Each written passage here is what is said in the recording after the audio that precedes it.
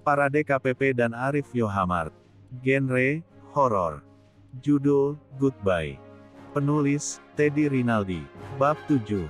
1000 kata. Teriakan Larry membuat Red dan Oliver sejenak terhenti.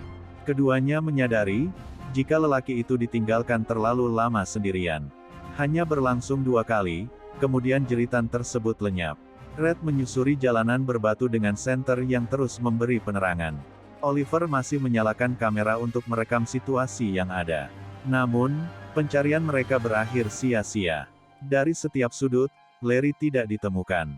Kondisi itu lantas memunculkan kekhawatiran di tengah hutan yang gelap. Oliver merekam Red dan sesekali mengarahkan kamera ke atas. Ada sosok tertangkap oleh kamera Oliver. Seorang lelaki tengah tergantung di pepohonan yang rindang. Lalu, Red memberi penerangan untuk memastikan apa yang dilihat rekannya. Benar saja, itu sosok pria berdasi yang tewas mengenaskan. Embusan angin menambah suasana kian mencekam. Red terus memanggil Larry meskipun tak ada respons yang berarti. Hingga jam di kamera menunjukkan pukul 4, pencarian pun dihentikan. Red dan Oliver terkulai di tanah, karena mereka tak mampu menemukan jalan. Kicauan burung memecah keheningan. Akhirnya mentari menerangi hutan Aokigahara.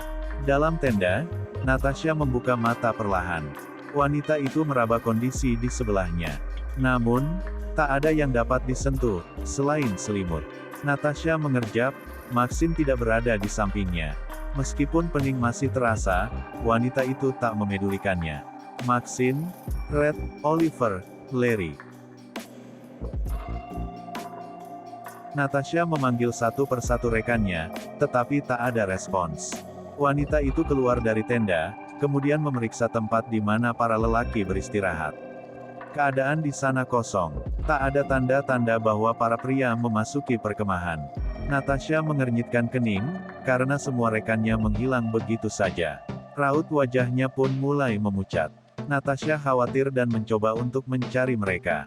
Sebuah botol minum dan senter dibawa olehnya sebagai perbekalan.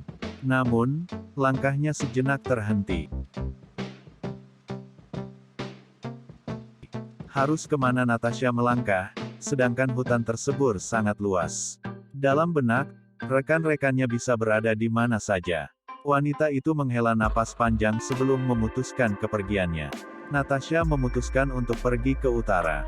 Meskipun matahari menemani perjalanan, wanita itu tetap merasa gelisah. Kondisi yang menyeramkan membuat nyalinya seolah-olah naik turun.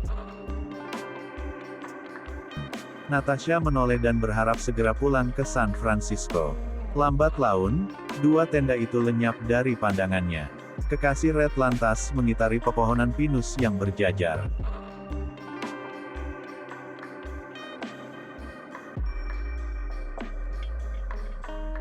Ketika melangkah, Natasha melihat banyak papan bertuliskan bahasa Jepang. Wanita itu tidak memahami aksara dari negeri Sakura tersebut. Sejenak kesimpulan terbersit dalam angannya. Tulisan tersebut mungkin sebuah arah menuju keluar hutan. Natasha menoleh ke kanan dan kiri, karena jalan setapak terpecah menjadi beberapa bagian. Akhirnya, wanita itu melangkah perlahan. Jalanan yang dilalui tidak ditumbuhi oleh banyaknya pepohonan. Cahaya matahari pun dapat masuk tanpa terhalang dedaunan yang rimbun. Natasha mengitari kondisi sekitar. Ada kartu kredit dan tas berwarna hitam tergeletak di tanah.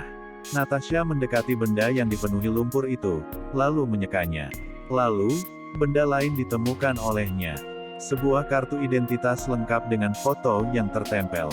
Natasha membaca nama dari pemilik identitas itu. Saat mengeja huruf satu persatu, perasaannya seakan-akan berubah. Natasha merasa jika ada yang mengamatinya. Wanita itu menengadah, lalu menoleh ke sekitar. Kedua matanya melihat anak kecil berdiri dan menatap haru. Kartu kredit pun dijatuhkan ke tanah, kemudian Natasha mendekati anak itu. "What are you doing here, boy?" Natasha mendekati anak lelaki itu. Anak berambut cepak itu lalu pergi begitu saja. What? Hey, White. Natasha berusaha mengejar anak tersebut, tetapi tak mampu ditemukan olehnya. Sontak wanita itu bergidik, karena menemukan sesuatu yang aneh. Dedaunan kering pun jatuh menghujani tubuhnya. Natasha menengadah dan seketika terbelalak. Seorang lelaki yang mirip dengan pemilik identitas di tanah tampak tersenyum dengan wajah pucatnya.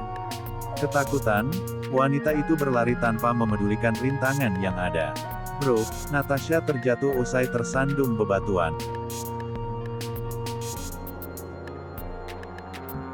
Ada sesuatu yang tak asing ketika pandangannya fokus ke depan. Tubuh terbalut jaket coklat tengah membelakanginya. Maxine. Natasha bangkit, lalu berlari kecil untuk menemui temannya. Kebahagiaan sejenak merasuk dalam hatinya saat berada di hadapan tubuh Maxine. Wanita itu ingin melihat kondisi rekannya yang terbaring. Natasha histeris. Maxine ditemukan olehnya dalam kondisi sudah tak bernyawa. Natasha tersungkur dan menitikkan air mata. Wanita itu melihat sebuah sayatan di lengan rekannya.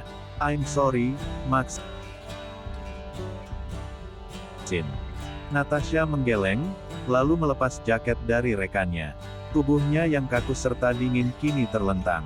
Terbersit dalam benak wanita itu mengenai apa yang terjadi semalam. Kini, terungkap sudah mengapa Maxine malam itu hanya terdiam dengan tubuh yang dingin.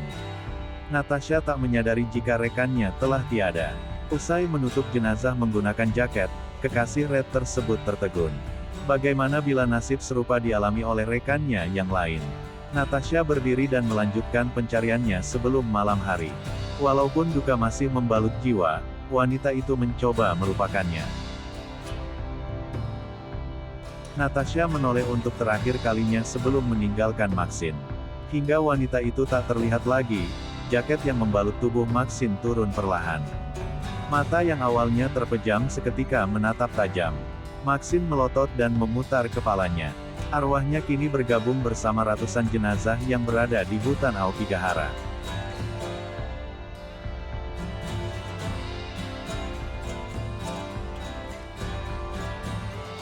Larry terbangun dari pingsannya semalam. Pandangannya pun terpejam dan mencoba menyesuaikan cahaya matahari yang menyorot. Lelaki itu berada di bebatuan dengan luka mekar. Kemudian, kejadian di mana Maxine menghantui pun kembali terngiang di benaknya. Larry meringis, meraskan nyeri di kakinya. Lelaki itu bangkit perlahan agar mampu melanjutkan perjalanan. Sepangkang langkah, Larry melihat banyak sekali kerangka manusia. Tulang-tulang berserakan, bahkan ada tengkorak yang terpisah dari tubuhnya. Tak hanya itu, asa obat-obatan yang ditemukan olehnya. Sebuah wadah plastik dengan pil-pil yang berceceran di tanah. Larry menebak bahwa orang-orang yang memilih mati di sini memiliki banyak cara. Salah satunya, membuat mereka overdosis oleh obat-obatan.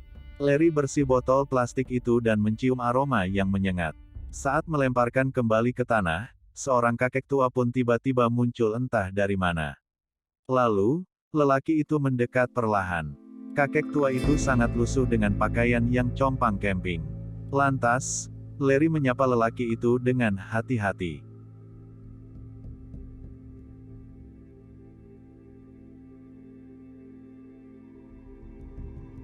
"Excusez-moi," tanya Larry.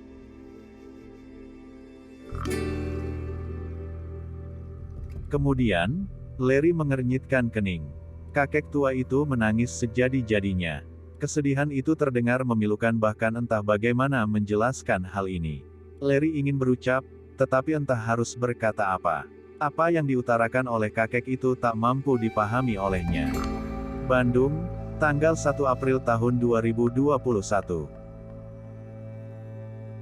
Bersambung dulu ya, sahabat Arif Yohamart. Jangan lupa klik tombol like, komen dan subscribe. Terima kasih.